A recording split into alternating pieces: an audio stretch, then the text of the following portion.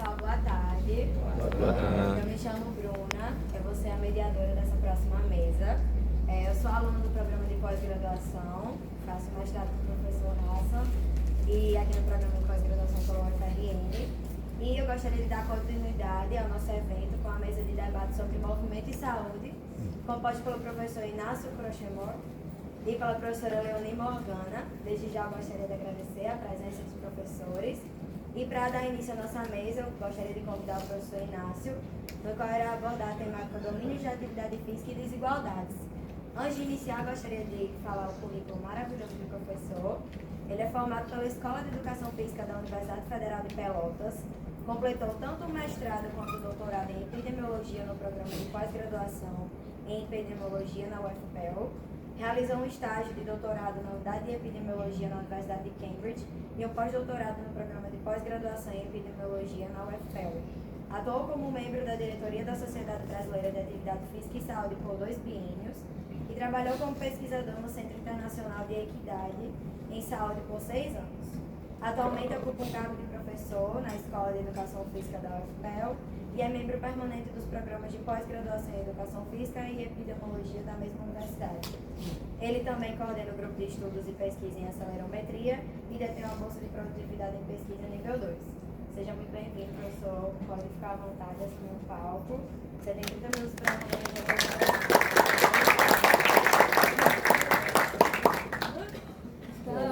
Muito obrigado pela apresentação.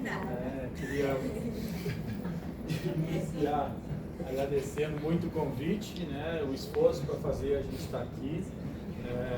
Acho que são poucas as palavras, qualquer palavra que a gente tem de colocar aqui é pouco para fazer esse agradecimento. O Carlos não está aqui, mas vou ter várias outras oportunidades de fazer essa menção a ele, ao trabalho dele. Para mim é um prazer muito grande estar aqui e dividir o espaço com a Leonie, uma profissional que eu admiro muito há algum tempo. Então, desde 2015, quando formei o grupo de estudos lá em Pelotas, junto com um outro colega, a Leonie estava conosco, participou durante 4 anos com a gente. Então, principalmente das coisas que eu vou trazer amanhã sobre a acelerometria, muitas das coisas foi pensado e discutido com ela lá. Então, Leonie, obrigado por essa oportunidade de compartilhar contigo aqui. E ver agora o Ricardo, que participou lá em Pelotas durante 10 meses, a Leonie e os demais colegas com um grupo aqui forte aqui em Natal, um monte de gente jovem, que é o que a gente precisa aí para reforçar e começar a dar conta dessas lacunas de pesquisa que a gente aqui está conseguindo identificar e várias outras que vocês irão identificar. Bom, a minha fala vai percorrer esse caminho aqui. Eu ia pedir só para controlarem meu tempo, se puder me avisar. Pode ser quando é 10 minutos, faltar 10 minutos, tu me avisa? Para tentar conseguir ficar dentro do período previsto. E a minha ideia é discutir um pouco dos domínios de atividade física, das desigualdades e terminar com um pouco a ideia das políticas públicas. E aí, meus slides aí, eles estão em azul com alguma tradução, que eu fui realizando. Eu espero que ela dê conta junto com a tradução automática, para colocar junto com os colegas se poderem acompanhar um pouquinho mais. Essa fala, depois de alguns gráficos, vou passar bastante rápido, então as referências principais em termos de dados, elas estão nesses artigos que foram publicados. E ela também apresenta um referencial teórico que eu gostaria de compartilhar com vocês para dizer um pouco de onde eu venho. Eu sou um professor de educação física com mestrado e doutorado em epidemiologia e com uma aproximação bem intensa ultimamente na área da saúde coletiva. E a saúde coletiva, e é por isso os 2 livros aqui que têm me iluminado de alguma forma, ou pelo menos eu acho dessa forma, um de epidemiologia crítica e um tratado de saúde coletiva, que ele traz a demanda da gente ver a saúde coletiva como a epidemiologia, as ciências sociais humanas, então não como um espaço de disputa, mas um espaço de complementaridade de abordagem, e para que isso culmine em políticas públicas que sejam pertinentes e socialmente contextualizadas. E alguns dos artigos que reforçam essa ideia são coisas que têm feito, modificado o meu pensamento sobre a área e tem a ver com os temas que eu vou trazer para vocês. Bom, os benefícios da atividade física, e só mais um parênteses, a minha abordagem como epidemiologista e com esse aparato teórico, ela é muito mais populacional. Então a gente teve uma série de apresentações excelentes, muito mais clínicas, eu diria, de abordagem mais clínicas individualizadas durante a manhã.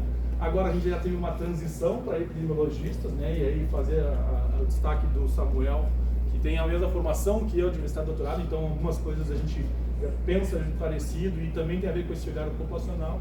E a Leonie também vai fazer já, nessa nova fase de vida dela, um meio termo, né, Leonie, entre epidemiologia, um olhar mais abrangente, populacionalmente falando, em termos de nível populacional, mas também com aspectos bem técnicos. Então, gente, esses são os principais evidências, se fosse ter que reunir e resumir para vocês em termos dos benefícios da atividade física para a saúde populacional.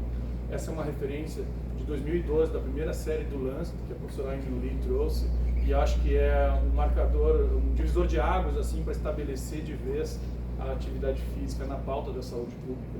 Essas evidências elas vêm sendo atualizadas, então esse é um paper mais recente que atualizou isso, e vejam os percentuais, né, que são atribuíveis, percentuais de diferentes doenças crônicas não transmissíveis que são atribuíveis à prática, à falta de prática de atividade física, eles vêm mudando, mas o fato é que a gente está nessa agenda, a gente faz parte dessa agenda de saúde pública, com muito conhecimento científico produzido ao longo do tempo. Mas de onde que surgem essas evidências? E aí o professor Samuel já comentou rapidamente o estudo que dá origem à nossa área de forma mais contemporânea, eu diria, né, sobre esses benefícios da atividade física. E esse estudo, ele simplesmente comparou, né, a saúde cardiovascular de cobradores de ônibus de 2 andares em Londres com os motoristas que ficavam sentados durante todo o dia.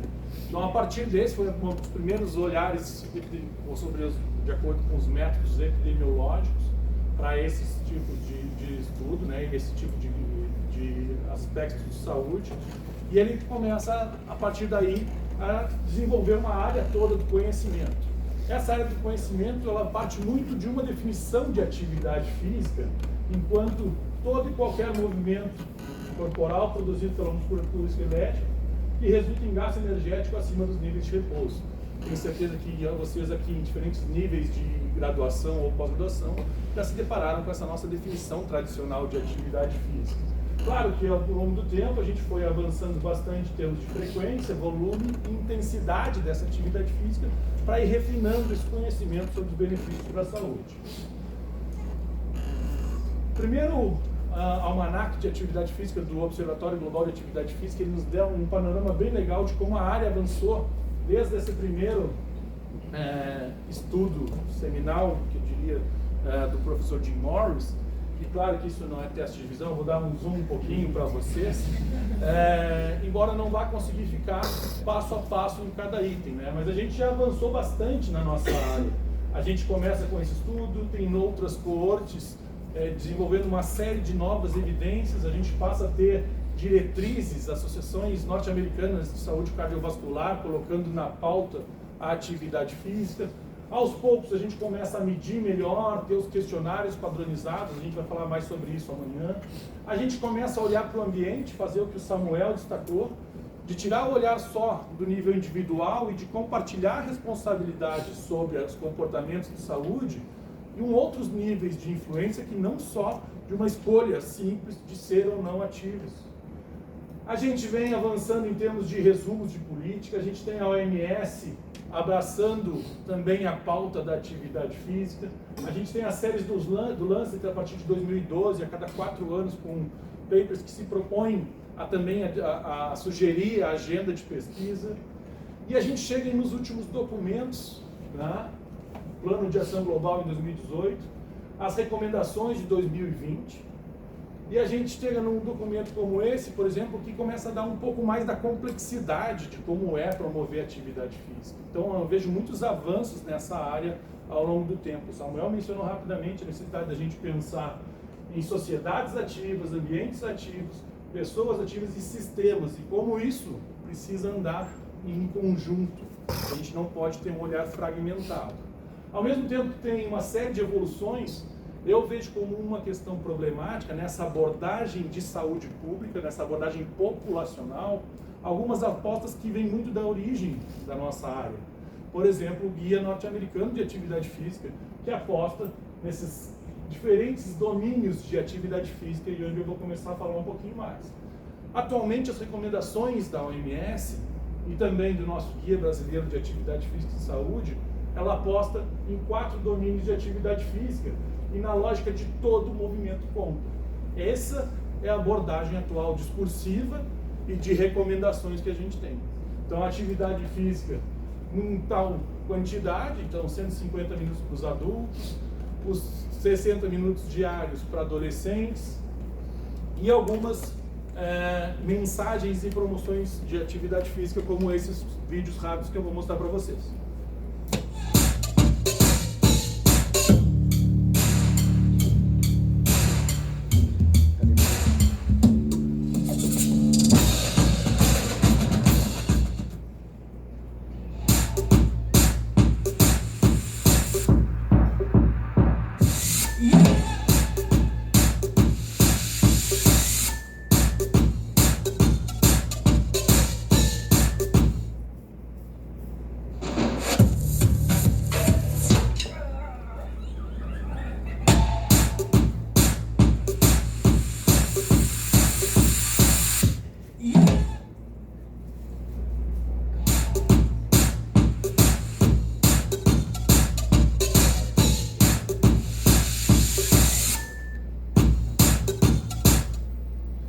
Então, como vocês puderam observar aqui, uma série de vídeos super bem produzidos, super interessantes, e algumas mensagens que vocês começarem a pensar na nossa realidade populacional, a gente pode começar a repensar pode começar a identificar algumas necessidades de repensar algumas coisas na área. Então, se eu fizesse algumas perguntas, são coisas que saltassem aos olhos, talvez aquele jardim maravilhoso que as crianças saem correndo, talvez a estrutura em casa e o conhecimento para fazer um exercício adequado com a mini bench, talvez aquela criança limpando e tratando isso como atividade física e como algo que a gente gostaria de promover. E dado, isso é fato, a gente tem apostado nesses 4 domínios. A área segue enquanto abordagem populacional, abordando os 4 domínios de atividade física. Então, ela pode ser praticada no deslocamento, o lazer, a gente coloca as duas imagens com uma pedalada, como elas são o mesmo movimento anatômico, biodinâmica é a mesma, mas o contexto é completamente diferente. A atividade doméstica e a atividade de trabalho das pessoas. A reflexão que eu acho que vale a gente pensar, e na minha opinião, uma das coisas que vale a pena a gente se debruçar para tentar avançar com as nossas intervenções, é pensar um pouco disso. Que tipo de atividade física fornece benefícios à saúde? Mas não só isso, né? Se é uma definição lá do caso, prescinde de todo e qualquer movimento corporal, se tem que ter frequência, intensidade ou volume, mas também que tipo de atividade física a gente quer promover e que tipo a gente consegue promover efetivamente, olhando para o nível populacional, olhando para as condições de vida da nossa população. Lembrando que a gente tem 33% da nossa população vivendo em situação de insegurança alimentar. Então, talvez se a gente começar a furar as nossas bolhas, a gente vai começar a fazer uma promoção de atividade física mais real e mais contextualizada com a vida das pessoas. Se a gente for olhar para o domínio do trabalho, esse é um artigo que a gente publicou mostrando que as 2 barrinhas mais escuras são o percentual de atividade física do lazer, o quanto que a atividade física do lazer contribui para a atividade física total. O quanto que a atividade física de trabalho, as barrinhas mais claras, e o quanto que a atividade de transporte contribui para a atividade física total do povo brasileiro. Vocês vão ver que quase 80% da atividade física do povo brasileiro é feita no trabalho ou no transporte. E o quanto que isso é algo intencional e é algo que vai nos remeter a alguns benefícios da saúde. Um outro elemento, e eu nem vou me ousar falar muito nesse meio de tantos fisiologistas ou pessoas que estudaram a fisiologia do exercício muito mais que eu, mas a gente tem o que a gente está sendo chamado do paradoxo da atividade física, que é o quanto que os benefícios de uma atividade física de lazer realmente podem ser observados por uma prática de atividade física em outros domínios, como por exemplo no trabalho. Então, vários elementos que hoje vocês já pensam muito melhor que eu, já são muito mais críticos que eu, podem começar a pensar. Por exemplo, a sobrecarga de um trabalhador da construção civil, será que ela está adequada? Será que ela é suficiente para gerar ou é adequada para gerar os benefícios que a gente espera quando tem um profissional prescrevendo um exercício para a gente no lazer, ou quando a gente está saindo para fazer aquela corrida no lazer? Será que o descanso que essas pessoas têm, a alimentação que essas pessoas têm, elas são adequadas para a gente observar isso? Então, essa literatura está discutindo de forma muito interessante e ponderando o quanto que a gente ainda tinha que estar apostando nesse espaço ou não. Se a gente esquecer essa parte de evidência do lado das evidências biomédicas e pensar na parte social, será que a gente consegue promover? Será que é o tipo de atividade que no nosso contexto a gente vai fazer com que as pessoas realmente façam mais atividade física nas atividades domésticas? A gente vai limpar a nossa casa, a gente vai jardinar porque a gente tem a necessidade. É diferente quando a gente tem um prazer envolvido naquela atividade. E a gente ainda perde muito tempo, numa perspectiva populacional, dividindo a atenção com esses domínios. A atividade física de transporte, ela já é mais interessante, pelo menos para mim.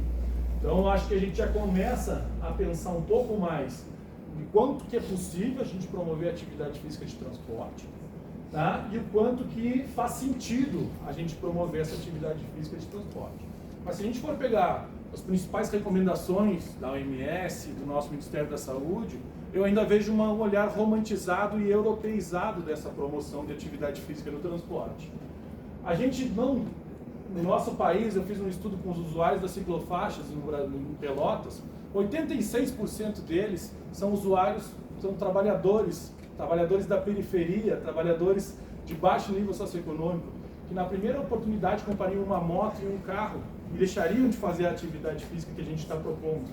Então vejam que a gente não entende bem o significado desses discursos, dessas recomendações e segue promovendo esse tipo de atividade.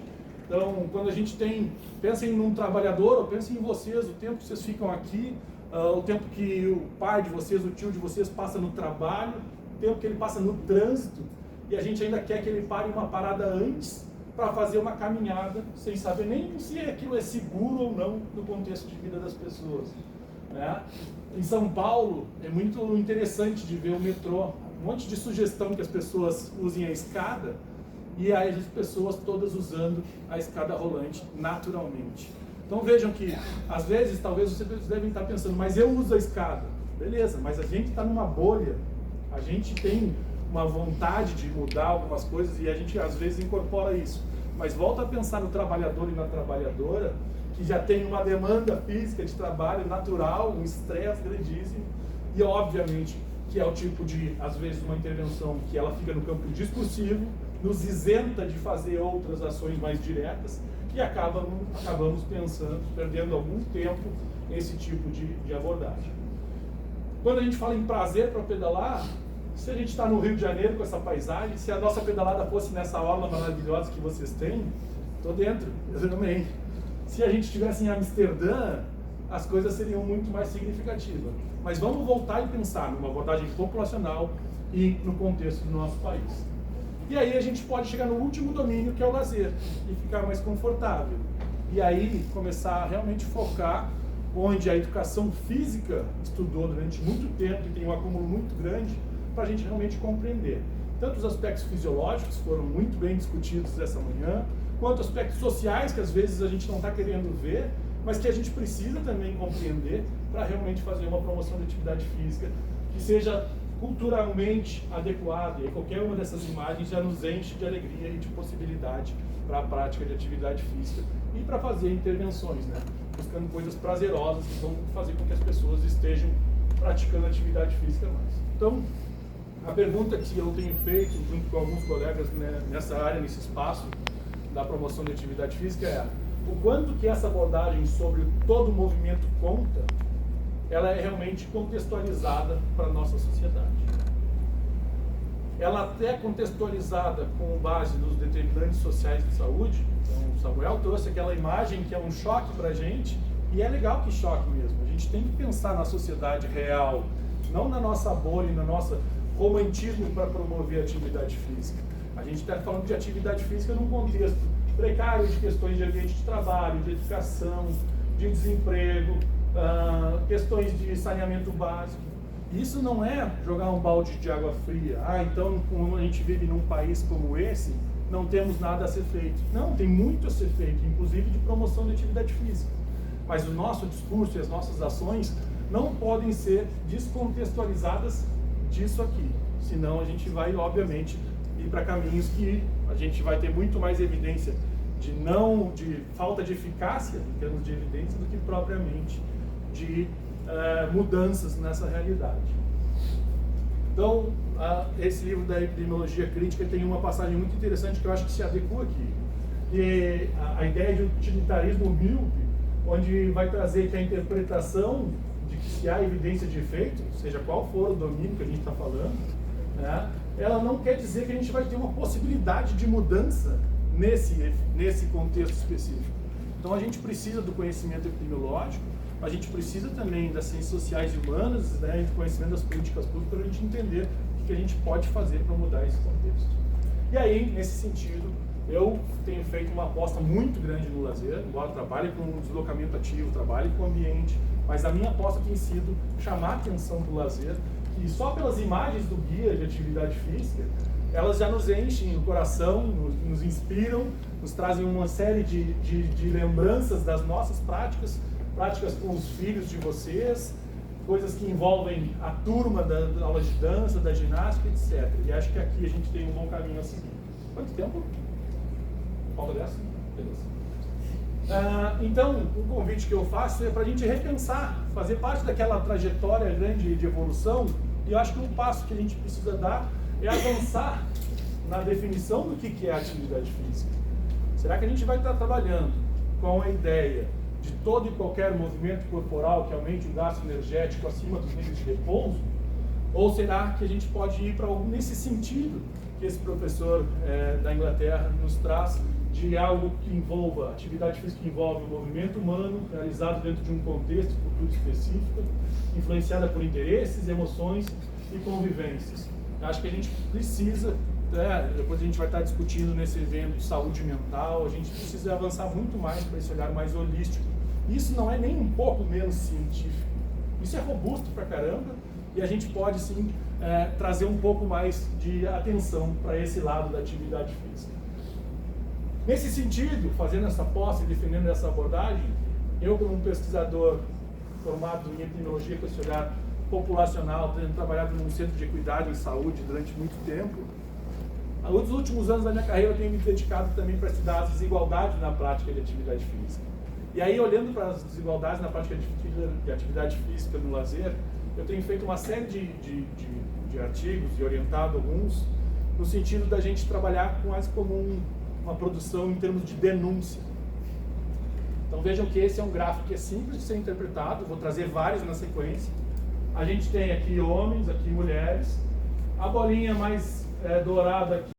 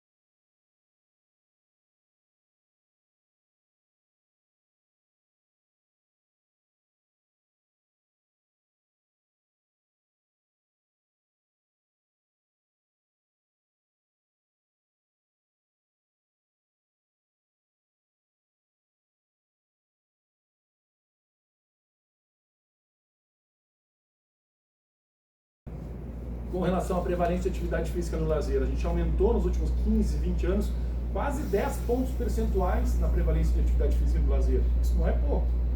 Só que, se a gente olhar as diferenças, olha a distância da bolinha mais escura para a bolinha mais clara, sendo o quintil mais pobre e o quintil mais rico. As diferenças em termos de nível socioeconômico estão, inclusive, aumentando ao longo do tempo. A gente vê uma persistência da desigualdade de gênero e um aumento na desigualdade em termos de nível socioeconômico. A gente está tentando também discutir a necessidade de monitoramento, e esse é um capítulo de um livro que a gente escreveu, né, pensando em países de renda média e baixa, como isso é importante, e aí dados do Vigitel mostrando que as nossas capitais brasileiras estão na mesma persistência em termos de desigualdade. E lá na nossa cidade, da mesma forma. Esse é um artigo que está saindo em breve, em que a gente mostra, aqui é o inquérito mais recente, então são 13 pontos no tempo. A linha mais clara são são 2021. E a gente tem, na minha cidade, 35% de prevalência de atividade física entre homens brancos de maior nível socioeconômico, enquanto a gente tem menos de 5% de prevalência de atividade física para mulheres negras, indígenas e de menor nível socioeconômico. Então, vejam que essa é a realidade que a gente tem no nível populacional. A gente está trabalhando com mais um dos privilégios da nossa sociedade. A gente sabe que a nossa sociedade tem tantos privilégios e a gente tem que entender que, infelizmente, a atividade física de lazer, o objeto de estudo, de interesse de todos nós aqui, é mais um desses privilégios e a gente precisa pensar isso. A gente vive numa sociedade racista, patriarcal e que se expressa em todos os indicadores de saúde, e na atividade física não é diferente. E aí acho que isso é legal para a gente pensar, porque às vezes a gente não consegue furar nas nossas bolhas, a gente não consegue ter esse tipo de perspectiva. O viés de onde eu venho é de tentar estudar essas diferenças para realmente superar essas diferenças. Então esse é um logo antigo, né, Samuel? Tu vai lembrar desse logo lá da epidemiologia de Pelotas. Acho que quando a gente começa a olhar, misturar esse olhar epidemiológico também com o olhar sociocultural, e aí é interessante a gente olhar a complementaridade dessas áreas que parecem tão distantes quando a gente consegue aproximar. Uma das coisas óbvias que a gente começa a ver é, por exemplo, a gente precisa denunciar e monitorar as iniquidades. E aí vejam, eu estava falando de desigualdades para vocês. E aí uma questão bem teórica da diferenciação do que é desigualdade e do que é iniquidade. A iniquidade são as diferenças que a gente consegue mensurar. E eu estava mensurando para vocês nos slides anteriores. A gente mostra que elas são sempre na mesma direção. E aí a gente entra com o nosso juízo de valor, que nem sempre é feito na nossa área, que é mais dura, digamos assim. E se a gente acha que são diferenças que são injustas, a gente está sim falando de iniquidade. Então a gente tem o que fazer para ir contra essas iniquidades. Uma das coisas que eu tenho tentado concluir, refletir, né, e aí acho que a gente enquanto pesquisador, a gente às vezes só mostrar isso, a gente já está fazendo nosso papel, nem sempre a gente vai resolver todas as situações. Às vezes quando a gente faz uma pesquisa descritiva e mostra um cenário, a gente já está fazendo nossos papéis. Mas se tivesse que dar alguns passos, e aí eu estou tentando aos poucos dar esses passos, a gente tem que tentar mudar. Como que eu acho que a gente tem que tentar mudar essa perspectiva de promover a atividade física combatendo as desigualdades? Através das políticas públicas. E eu sei que isso sai um pouquinho das temáticas mais de interesse aqui de alguns, mas eu acho que é um momento só para a gente pensar rapidamente sobre elas, né? A gente fala em intervenções, estratégias de intervenções, mas a gente tem algumas políticas públicas que são bem estabelecidas no nosso país e a gente tem como defendê-las, né? A gente tem uma série de estratégias que já tem ciência por trás, mostrando bastante coisa, e a gente pode começar a pensar na defesa dessas políticas públicas.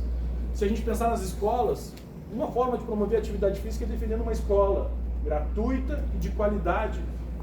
Então são princípios básicos que com certeza vão ajudar a promover uma atividade física na base, onde tudo acontece. A gente tem no SUS um programa que é a Academia da Saúde, que vem da Academia da Cidade, que vem aqui a ideia toda aqui do Nordeste, como quase tudo no SUS, vocês inspiram a gente lá no... Desculpa, tudo no SUS, e vocês aqui do Nordeste inspiram a gente lá no Sul, a Academia da Saúde é mais uma dessas. Tá?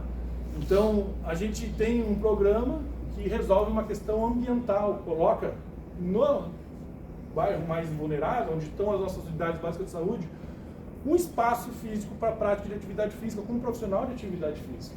E não é só para promover atividade física para aquela senhorinha, aquele senhor hipertenso, diabético, é para a promoção de saúde como um todo na comunidade. E o quanto que a gente conhece dessas políticas, o quanto a gente está conseguindo defender essas políticas, né, quando muitas vezes a gente pega o SUS e começa a olhar muito mais para o lado negativo dele. Outra estratégia que aí em nível local, a gente está tentando fazer, é uma atividade de ruas de lazer, que não tem nenhum brilhantismo, não tem nenhuma inovação nessa proposição. Quantos de vocês ouviram falar de ruas de lazer? E a gente está levando a universidade para a rua para tentar contribuir um pouco com a discussão dos espaços públicos. Pelotas é uma cidade que vai ficar passando um pouco do vídeo só para vocês entenderem um pouco do projeto, mas Pelotas é uma cidade que tem uma orla de uma lagoa dos patos, que é bem bacana para promover atividade física. Mas é um lugar também elitizado, a gente carece de espaços públicos de lazer onde mais precisa. E uma das formas que a gente está tentando discutir, tem o impacto da ação específica, mas quando a gente tem lá a reportagem no Diário Popular, no jornal local, mostrando a importância do espaço público, a gente está conseguindo trazer para o debate algo interessante. Então esse é o tipo de coisa que a gente tem tentado fazer no nível micro, tentando apostar nessa discussão dos espaços públicos de lazer. O 2022 foi numa grande avenida, agora a gente está indo para os bairros. E aí nos bairros, a gente com o pé na rua, a gente tem algumas coisas bem significativas, que cada vez que a gente está meio triste, com todos os problemas de intervenção que o Felipe e o Samuel estavam mencionando e que vocês perguntaram, coisas de ser uma intervenção assistemática, ou seja, a gente tem um evento, depois o outro é no outro mês, depois vai para outro bairro. Isso é problemático, a gente tinha que estar lá seguindo naquela comunidade. Tem várias coisas que nesse tipo de projeto não são perfeitas. Mas quando a gente chega num bairro pobre da cidade e vem uma criancinha e te pergunta: tio, isso aí é da Igreja Universal? Aí tu vê que tu está no caminho certo, tu está chegando onde a igreja já está e é onde mais ninguém no nosso estado não está chegando. Então tem caminhos para a gente fazer com esse olhar de promoção de equidade na prática da atividade física, e não só de atividade física. Quando a gente está conseguindo para os bairros, a gente está levando música e outras ações, porque a gente precisa de muito mais nesses lugares. Dia 11, se alguém quiser, sábado que vem, a gente está indo para uma comunidade quilombola. Então, bora para o sul, estão todos convidados para essa próxima ação. Muito obrigado pela atenção de vocês e principalmente obrigado ao grupo.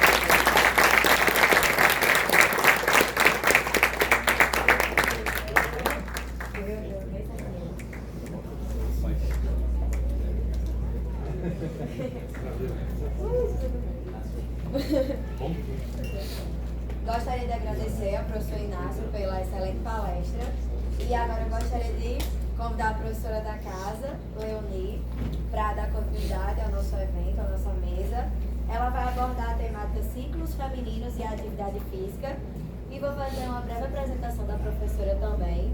Leoni tem licenciatura plena em Educação Física pela Universidade de Santa Cruz do Sul e concluiu seu mestrado e doutorado em Educação Física no programa de pós-graduação da Universidade Federal de Pelotas. Sua expertise está no campo da Educação Física com foco nas ciências da saúde. Seu trabalho gira principalmente em torno de tópicos como epidemiologia da atividade física, ensaios clínicos randomizados, saúde pública e educação em saúde. Ela é membro ativo de vários grupos de pesquisa, incluindo o grupo de pesquisa em treinamento esportivo e desempenho físico, o grupo de pesquisa em epidemiologia da atividade física, atenção primária, e o grupo de estudos e pesquisa em acelerometria. Além disso, ela atua como supervisora no projeto de intervenção do estilo de vida para a prevenção do diabetes após a gravidez. Ela também faz parte da iniciativa de fortalecimento das evidências em ciências do exercício, que avalia a transparência dos relatórios de estudos relacionados ao exercício. Ela contribuiu para o desenvolvimento do Guia de Atividade Física para a População Brasileira, grupo temático para mulheres grávidas e pós-parto. Ela completou o pós-doutorado em Epidemiologia na Universidade Federal do Rio Grande do Sul, Hospital de Clínicas de Porto Alegre, e ocupou uma posição de professora substituta na Universidade Federal do Rio Grande do Norte. Atualmente ela é professora da Uninasal e está envolvida em um programa de pós-doutorado na UFRN, trabalhando no projeto Recover. Gostaria de parabenizar a professora pelo currículo e convidá-la a apresentar o seu projeto. Você tem 30 minutos para fazer a sua fala e muito obrigada. Obrigada, só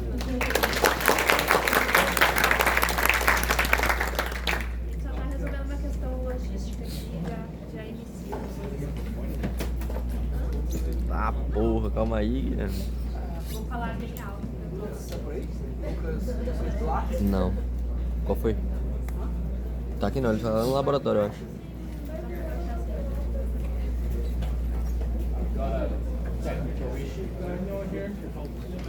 Vai passar o vídeo dele?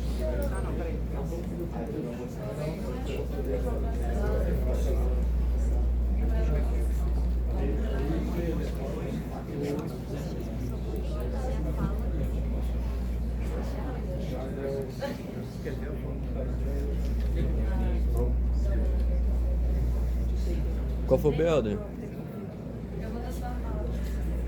She decided to use a different stack. Yeah, but probably no translation. Oh, yeah, ela fez um canvas, né?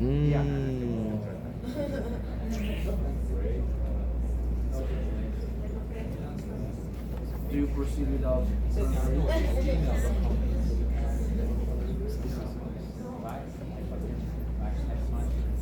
Talvez tal. Calma aí. Talvez tenha um jeito, mas eu acho que vai bagunçar a apresentação dela. Não consegue baixar porque ela tem efeitos premium e aí ele não deixa baixar. Em PDF não, né?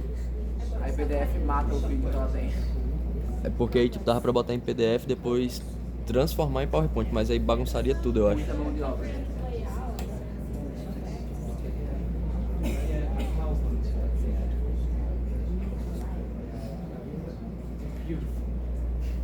Não subtitle. But yeah, I'm sure o Lucas não tá aqui, mas eu compartilhava com ele. E aí.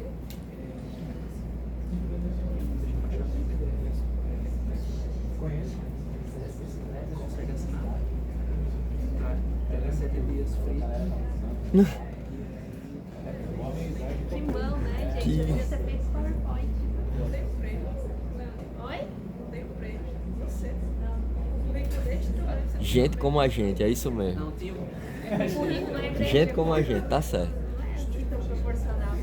Mas vai com canvas mesmo. É, não, a questão é que não vai ter a tradução. Qual era, o que é que tu ia falar, Daniel? Compartilhava com o Lucas e fazia o quê? Ele vai pôr o cartão dele, daí agora eu vou Oh, there you go. Daniel is buying the whole thing. Free trial. Free trial. Yeah, free trial. There we go. Please remember